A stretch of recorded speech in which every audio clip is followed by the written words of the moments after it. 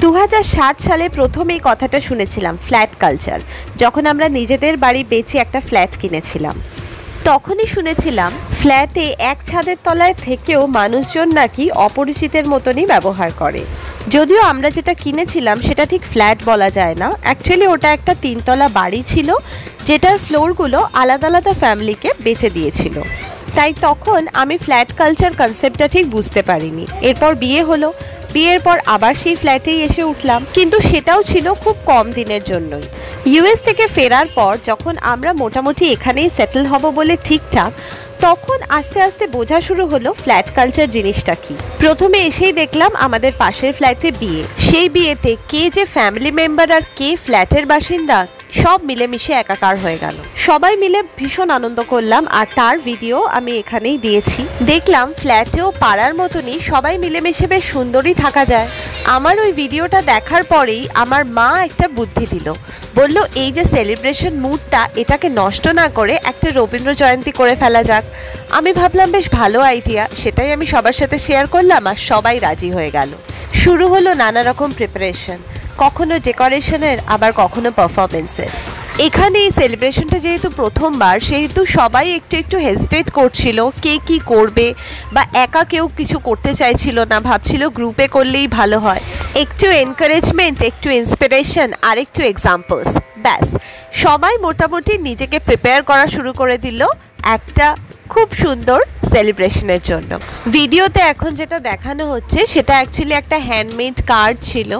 এটা একজনের জন্য, যে কথাটা আমি একটু পরে বলবো, কিন্তু যেহেতু আমি আলাদা করে সেটার কোনো ভিডিও আর করতে পারিনি বা ওটার কোনো ফটোও নেই, সেজন্য একটু দেখে নিলাম প্রথমেই।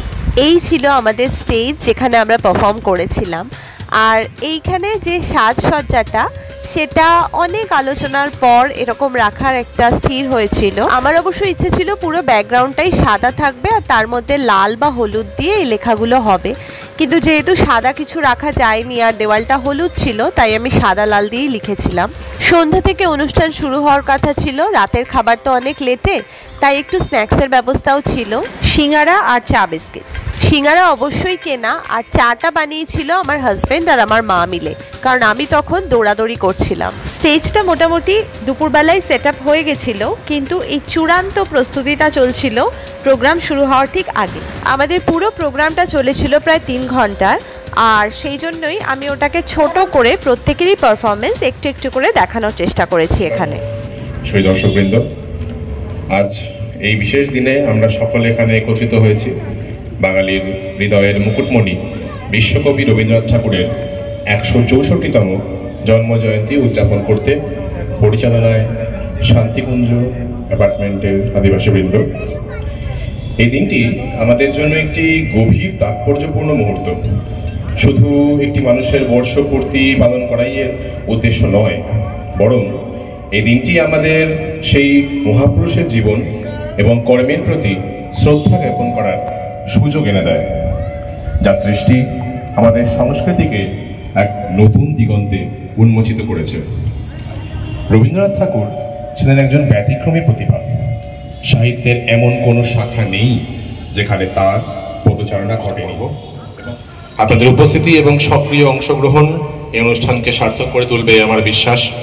আমরা আশা করি আজকের এই উদযাপন সকলের মনে কবিগুরুর প্রতি আরও গভীর ভালোবাসা ও শ্রদ্ধা জাগিয়ে তুলবে এবং তার অমর সৃষ্টিকে আমাদের জীবনে চিরন্তন প্রেরণার উৎস হিসেবে ধরে রাখবে।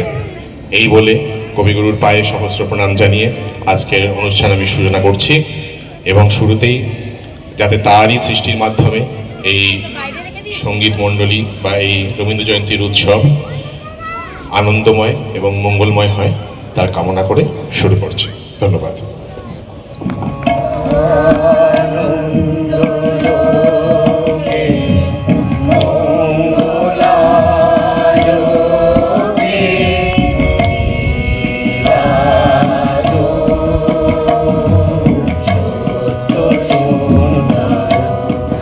উদ্বোধনী সঙ্গীতের পরেই ছিল আমাদের এখানকার সর্বকনিষ্ঠ সদস্যার একটি অপূর্ব নাচ, আর এই নাচটার কৃতিত্ব সম্পূর্ণ তার, কারণ আমি যা শিখিয়েছিলাম তারপরে প্রচুর ইম্প্রোভাইজেশন সে করেছে। নিত্যে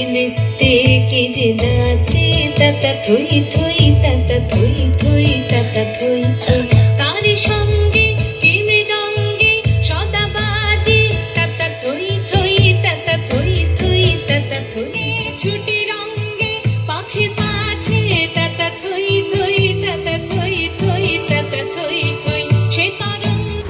আমি আমার মতন করে চেষ্টা করে যাচ্ছিলাম যাতে সে প্র্যাকটিসের দিনগুলোতে একটু ফেরত আসতে পারে, কিন্তু যাই হোক সে যা করেছে তাই অপূর্ব ছিল।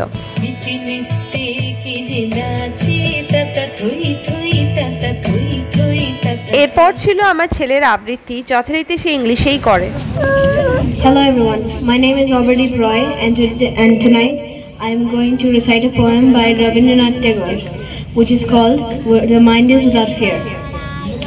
Where the mind is without fear and the head is held high, where knowledge is free and the world has not been broken up into fragments by narrow domestic walls, where words come out from the depths of truth and tireless striving stretches its arms towards perfection, where the mind is led by thee into ever-winding thought and action, into that heaven above. My Father, let my country awake. Thank you. ধন্যবাদ অভ্রদীপকে আমাদের মনে করানোর জন্য যে ভারতবর্ষ যেখানে আমরা বাস করি তার যে গরিমা এবং তার যে সম্মান আমরা জানাতে গিয়েও জানাতে পারি না, তার হয়তো কোনো মানে ক্ষমার জায়গা নেই। কারণ কবিগুরু আমাদের বলে গিয়েছেন এটি এমন একটি দেশ চিত্ত যেথা ভয়ে শূন্য, উচ্চ যেথা শির, জ্ঞান যেথা মুক্ত যেথা গৃহের প্রাচীর। এই বাণীটা হয়তো শুনতে খুব ছোট, কিন্তু ভেবে দেখবেন যে আমরা কতটা ওই জেনজি ভাষায় কি বলে লাকি, বা কতটা প্রাউড, বা কতটা লিড ভাষাটা ইউজ হয় আজকাল হয়তো বাংলায়, তাকে আমরা বলি যে আমরা কতটা গর্বিত বা কতটা আমরা ভালো আছি এখানে।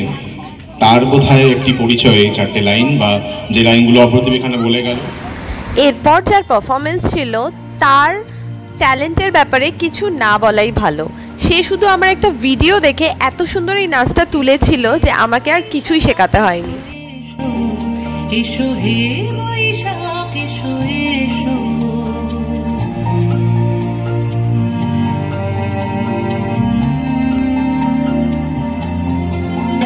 এসো হে বৈশাখ এসো এসো, এসো হে বৈশাখ এসো এসো,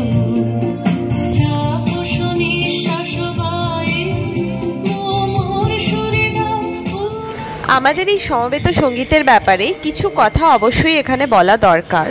আমরা প্রথম যখন এটা প্র্যাকটিস শুরু করি তখন অবশ্যই এতজনকে আমরা একসাথে কোনো দিনই পাচ্ছিলাম না, আর আমাদের হারমোনিয়ামকে বাজাবে সেটা নিয়েও যথেষ্ট সন্দেহ ছিল, কারণ যে কটা গান আমরা ভেবেছিলাম করব সব কটার স্বরলিপি আমাদের কারোরই জানা ছিল না। আমরা অনেকেই হয়তো ছোটোবেলায় গান শিখেছিলাম, কিন্তু তার পরবর্তীকালে অনেক দিনই প্র্যাকটিস নেই, ছেড়ে দিয়েছি, কারোর গলা খারাপ হয়ে গেছে বা কারোর সুর সেরকমভাবে লাগছে না ঠিক মতো, কেউ স্বরলিপি শিখেছিল হয়তো ভুলে গেছে। এই অবস্থায় এমন একজনকে আমরা সঙ্গে পেলাম যে শুধু আমাদের স্বরলিপি ধরে ধরে গানগুলো শিখিয়েই দিল না, বরং প্রত্যেকটা গানের ঠিকঠাক উচ্চারণ, ঠিকঠাক তাল, লয় সব কিছু কিন্তু একদম ঠিক করে দিল।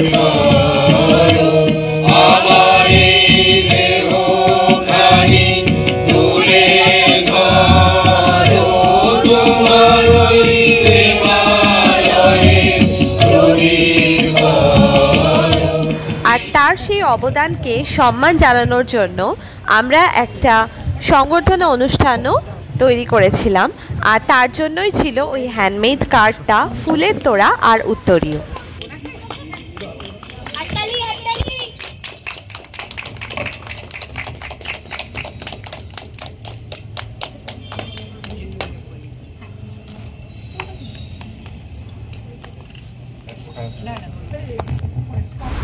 হ্যান্ডমেড কার্ডের মধ্যে আমরা একটা থ্যাংক ইউ মেসেজ লিখেছিলাম।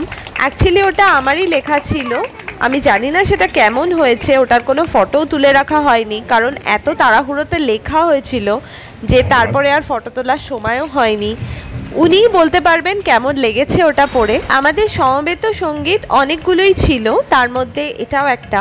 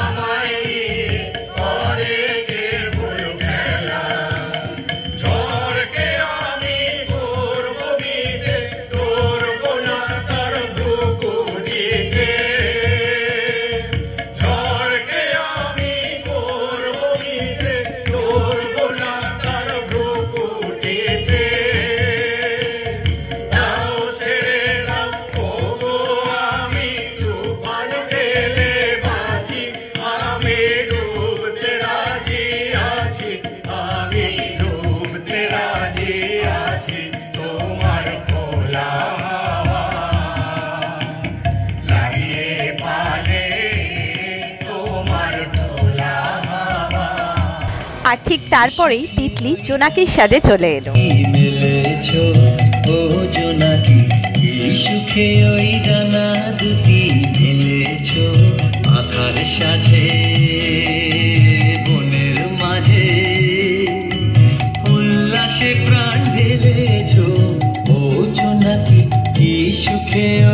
এই নাচটা কিন্তু পুরোপুরি ওর নিজের তোলা। অন্য একটা ভিডিও দেখেছিল বটে, কিন্তু তারপর কেউ আর ওকে শেখায়নি। নমস্কার, কবিগুরু রবীন্দ্রনাথ ঠাকুরের লুকোচুরি। আমি যদি দুষ্টুমি করে চাপার গাছে চাপা হয়ে ফুটি, ভোরের বেলা মাগো ডালের পরে কচি পাতায় করি লুটোপুটি, তবে তুমি আমার কাছে হারো। তখন কি মা চিনতে আমায় পারো? তুমি ডাকো, খোকা কোথায় ওরে? তখন আমি হাসি চুপটি করে। ইনি ছিলেন ছোটদের মধ্যে স্টার পারফর্মার। এত সুন্দর এক্সপ্রেশন ছোট কারোর মধ্যে থাকতে পারে ভাবনার বাইরে ছিল। এরপর এমন একজনের পারফরমেন্স আমরা দেখেছি, যিনি একমাত্র আমাদের মধ্যে যে ট্র্যাকের ওপর গান গেয়েছিল। ট্র্যাক ফলো করে গান গাওয়াটা কিন্তু খুব একটা সহজ ব্যাপার নয়।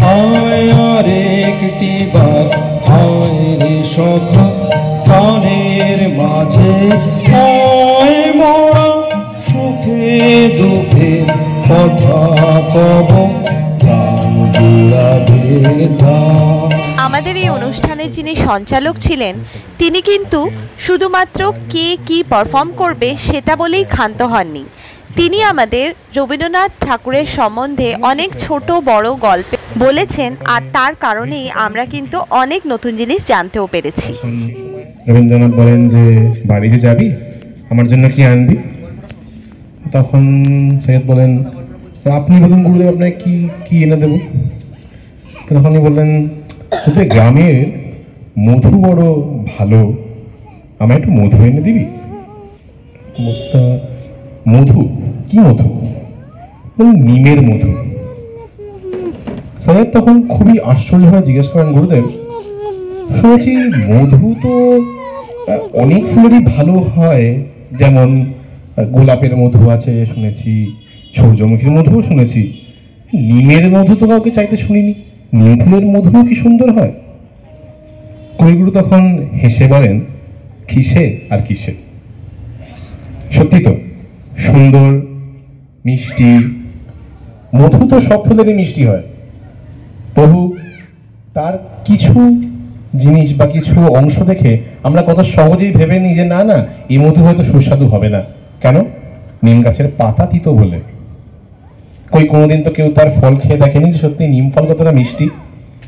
যারা গ্রামে থাকেন তারা হয়তো জানবেন যে নিম ফল সত্যি মিষ্টি হয়, কিন্তু সাধারণ যে কোনো মানুষকে জিজ্ঞেস করে দেখবেন প্রত্যেকের মনেই নিম বলাতে মস্তিষ্কে তৈরি হয় একটি তিতকুটে স্বাদ। আমাদের সর্বকনিষ্ঠ সদস্যার যেরকম আমরা নাচ দেখতে পেয়েছি, সেরকমই আরেকজনের আবৃত্তি শুনে আমরা তো অবাক হয়ে গেলাম। এতখানি বয়স হয়ে যাওয়ার পরেও কি দারুণ তার কণ্ঠ। সপ্তপুরুষ যেথায় মানুষ সে মাটি সোনার বাড়া, দৈনের দায়ে বেঁচি বসে মায়ে এমনি লক্ষ্মী ছাড়া।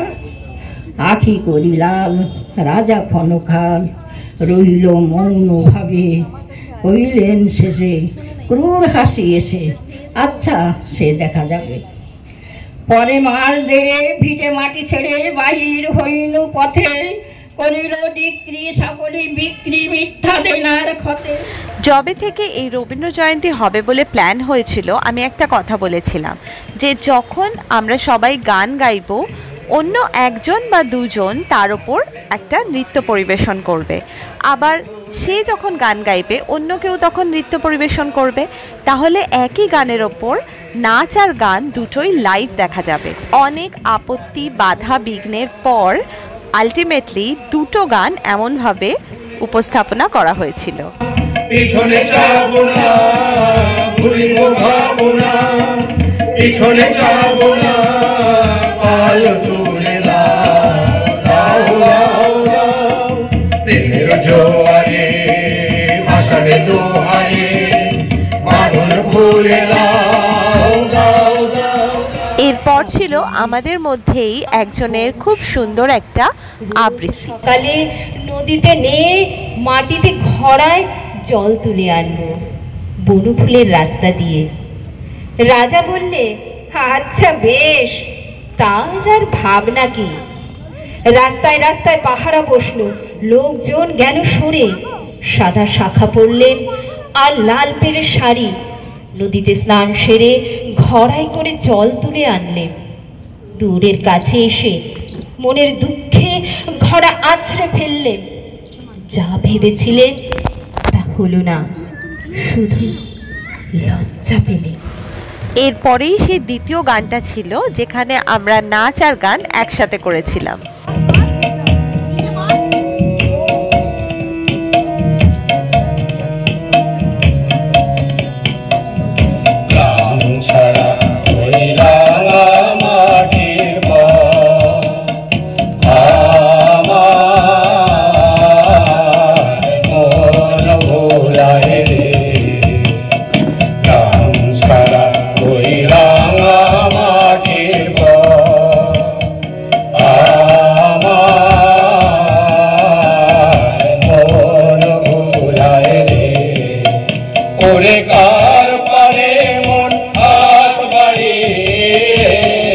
আচ্ছা, এখানে একটা কথা বলে নেওয়া ভালো যে এই নাচটার জন্য আমি একটা প্রপ তৈরি করেছিলাম, সেটার একটা ভিডিও এখানে আছে, যদিও কালার করার পর সেটা কেমন লাগছিল সেটা দেওয়া হয়নি, সেটা এই ভিডিওর শেষে একটা ছবি দিয়ে দেবো।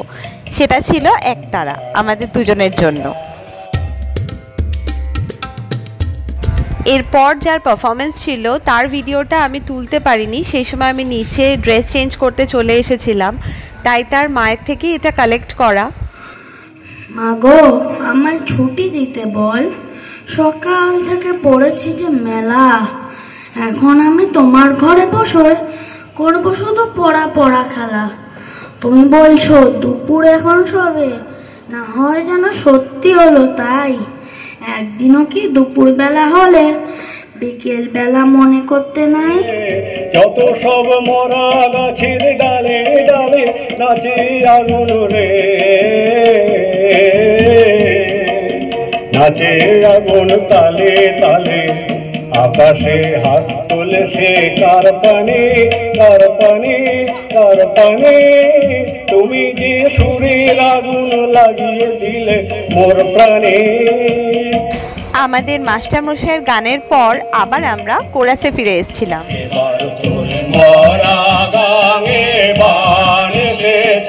জয় মা বলে আশা তোরে, ওরে রে ওরে মাঝি, কোথায় মাঝি প্রাণ পড়ে ভাই ডাক দে আজি। কি জানি কেন এই সমবেত সঙ্গীতে আমরা এতজন মেয়েরা ছিলাম, অথচ মেয়েদের গলা শোনাই যাচ্ছিল না। মাইকের কোনো ডিস্টারবেন্স নাকি ছেলেদের গলাটা আমাদের থেকে অনেক ওপরে ছিল তা অবশ্য বলতে পারি না। ছড়িয়ে পড়ে গোপনে প্রেম রয় না ঘরে, আলোর মতো ছড়িয়ে পড়ে সবার তুমি কারণ দোধন হে প্রিয় আনন্দ সে আমারও বিশ্ব সাথে যোগে যেথায় বিহার সেইখানে যোগ তোমার সাথে আমার। যাই হোক, এর পরের অনুষ্ঠান ছিল আবার একটা অপূর্ব আবৃত্তি। জুড়িয়ে গেল সকল ব্যথা, হেনকালে কিসের লাগে তুমি অকস্মাৎ, আমায় কিছু দাও গো বলে বাড়িয়ে দিলে হাত। মরে একই কথা রাজা ধীরাজ, আমায় দাও গো কিছু, শুনে ক্ষণকালের তরে রইনু মাথা নিচু। তোমার কি বা অভাব আছে ভিখারি ভিক্ষুকের কাছে, এ কেবল কৌতুকের বশে। এই পারফরমেন্সের আগে আমি প্রচণ্ড টায়ার্ড ফিল করছিলাম। সকাল থেকে এমনি মাথা ব্যথা তো ছিলই, কিন্তু এই সময় বিশেষ করে আমাকে দেখেই কেমন অসুস্থ মনে হচ্ছিল। পরে কারণটা বুঝলাম যখন পরের দিনই সকাল থেকে জ্বরে পড়ে গেলাম।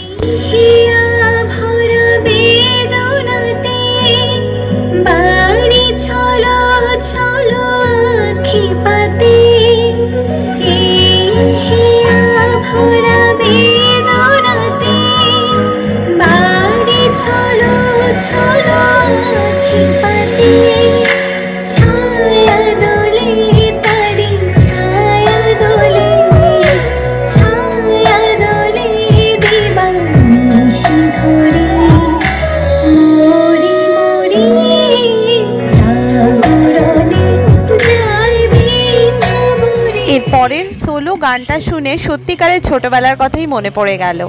এই গানটার ওপর আমার নাচের যিনি টিচার ছিলেন উনি একটা খুব সুন্দর নাচ শিখিয়েছিলেন। তাহারি মাঝখানে আমি পেয়েছি মোর স্থান বিস্ময়ে, তাই জাগে জাগে আমার গান আকাশ। যিনি আমাদের মধ্যে ট্র্যাকের ওপর গান গেয়েছিলেন তারই ইনি দাদা হন। বোঝাই যাচ্ছে এত সুন্দর গান উনি কোথা থেকে শিখেছেন।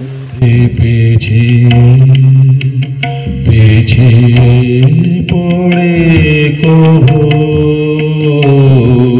ক্লান্তি আমায় ক্ষমা করো প্রভু। অনুষ্ঠান শেষের আগে দর্শকদের মধ্যে উপস্থিত কারোর যদি কিছু মতামত থাকে সেই নিয়ে সবাইকে অনুরোধ করা হয়েছিল বলার জন্য। তার মধ্যে আমার মাই ছিল প্রথম। আজকে আমি বোধহয় একমাত্র বহিরাগত, কারণ এখানে এই আবাসনে যারা আজকে এই একটা সুন্দর সাংস্কৃতিক সন্ধ্যার আয়োজন করেছেন, প্রথমেই তাদের আমি সাধুবাদ জানাই। আজকালকার দিনে খুব কমই দেখা যায় এগুলো।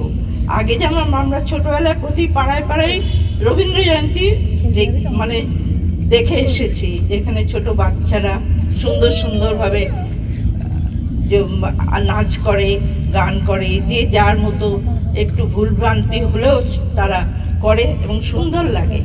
আজকে এখানে এসে আমার সবচেয়ে ভালো লাগলো যে এখানে সবচেয়ে ছোট থেকে এবং আমাদের যে বয়স্ক যারা তারাও যে এখানে মানে এতে যোগদান করেছে এবং তাদের যে প্রতিভার বিকাশ ঘটিয়েছে, এটা দেখে আমার কিন্তু ভীষণ ভালো লাগলো। আমি চাইবো আগামী দিনে আরও এরকম অনুষ্ঠান করুন আপনারা এবং সবাইকে এরকম আনন্দ দিন। আমি তো এখানে এসে ভীষণ খুশি হয়েছি এবং সবাইকে আবারও আমার আন্তরিক অভিনন্দন, শুভেচ্ছা জানাচ্ছি এবং ধন্যবাদ জানিয়ে শেষ করছি। যিনি আমাদের ভুল ত্রুটিগুলো শুধরে দিয়ে এত সুন্দরভাবে পারফর্ম করার জন্য উৎসাহ দিলেন, তাকে তো কিছু বলার জন্য অনুরোধ করতেই হতো। বেশ পরিবেশটা তৈরি করেছেন, খুবই ভালো লাগছে। আর সবচেয়ে ভালো লাগছে যে অনেক জায়গাতেই প্রোগ্রাম করি, কিন্তু এরকম এই আবাসনের সবাইয়ের মিলিত প্রচেষ্টায় এত সুন্দর একটা সাংস্কৃতিক অনুষ্ঠান কয়েকদিন আগে অবশ্য হৃদয়পুরে ওখানে একটা হয়ে গেছে। এখানেও দেখলাম যে আপনারা খুব সুন্দর করে বেশ আয়োজন করেছেন। আমি তো ভাবতেই পারিনি যখন রিহার্সাল দিতে আসতাম যে এত সুন্দর পরিবেশ তৈরি হবে। এসে সত্যিই খুব ভালো লাগছে, এবং প্রত্যেকের মধ্যে প্রত্যেকের যে সহযোগিতা এবং আন্তরিকতা এই মানে আবাসনে, এটা দেখে আমার সত্যিই খুব ভালো লাগলো। আর আগামী দিনেও আপনাদের যদি কোনো প্রয়োজনে লাগে নিশ্চয়ই থাকবে। আগেই বলেছি, যিনি সঞ্চালনা করছিলেন উনি অনেকগুলো নতুন নতুন গল্প আমাদেরকে শুনিয়েছেন এই অনুষ্ঠানের মাঝে মাঝে, যাতে আমাদের মনোরঞ্জনও হয়েছে, জ্ঞান অর্জনও হয়েছে। সেরকমই একটা ছোট গল্প দিয়ে উনি নিজের গানটা শুরু করেছিলেন। জোড়াসাঁকো ঠাকুর বাড়িতেই প্রত্যেক সন্ধ্যায় সভা বসতো, আড্ডা হতো, আলোচনা হতো। আড্ডা মানে আমাদের এখনকার মতো আড্ডা নয়, সে আড্ডার স্তরে পৌঁছতেও আমাদের হয়তো অনেক লাগবে, তবে যাই হোক। তা সেখানে একদিন রবি ঠাকুর দুটি লাইন শোনান। তো তার যারা শিষ্য ছিলেন তাদেরকে তিনি বলেন, জানিস তো, বসলাম, মন থেকে দুটো কথা বেরোলো, ভ্রমর সেটা হয় বিভাগী, নির্ভীত নীল পদ্ম লাগে। আমি কান পেতে ও আমার আপন হৃদয় গহনদারি, বারে বারে কান পেতে। এরপরেই শুনলাম আরেকজনের কথা, যে এই অনুষ্ঠানটা তার কতটা ভালো লেগেছে। যারা পরিচালনা করেছেন জীবনবন্ধু, তার সঙ্গে আমি আলাপ করলাম, ভালো লাগলো। আপনাদের সবাইকে আমার শ্রদ্ধা ভালোবাসা থাকলো। এই কথা বলে আমার কথা শেষ করছি। একদম শেষে ছিল আবার আমাদের সমবেত সঙ্গীত।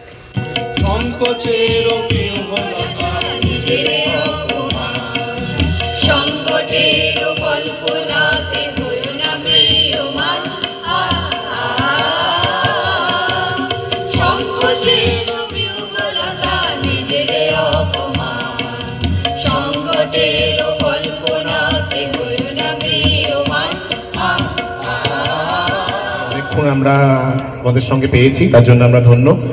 এবং ছোট্ট একটি অ্যানাউন্সমেন্ট, আমাদের ছোট্ট ছোট্ট সদস্যদের জন্য কিছু উপহারের ব্যবস্থা করা হয়েছে। তারা যদি একটু সবাই একসঙ্গে গুটি গুটি পায়ে মঞ্চে আসে তাহলে একটু সুবিধা হয়।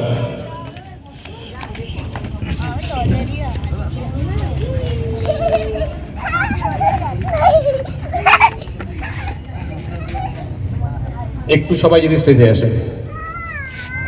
ম্যাডাম আপনিও আসুন।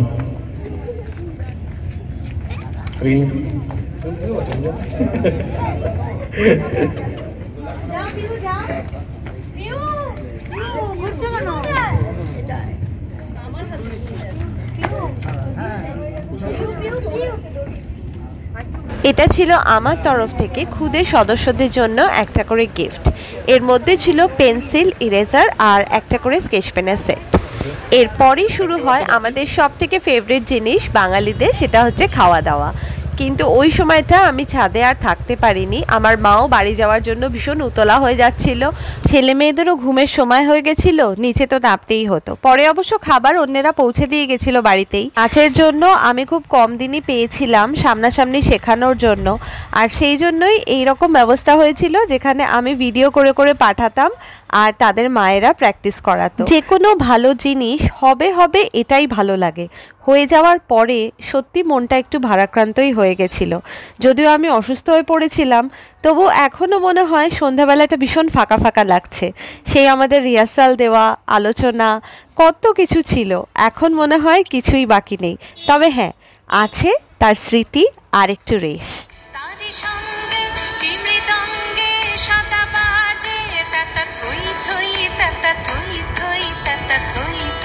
মম চিত্তে নীতি নৃত্যে কে যে নাচে তাতা থই থই তাতা থই থই তাতা থই থই।